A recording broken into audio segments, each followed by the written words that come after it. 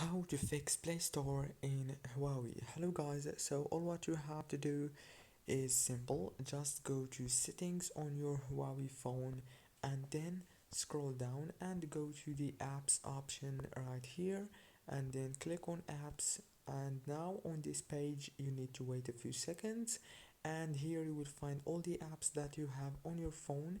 Just go to the Google Play services right here, click on it and click on storage and then click on clear cache, and then go back again right here, and this time go to Google Play, search for it like this until you find it and click on it like this and click on storage and click on clear cache and then click on clear data and go back, and then click on this force stop option and click on disable and then click on enable.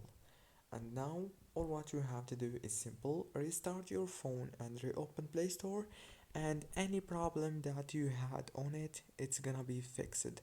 Don't forget to like, subscribe. Thank you for watching.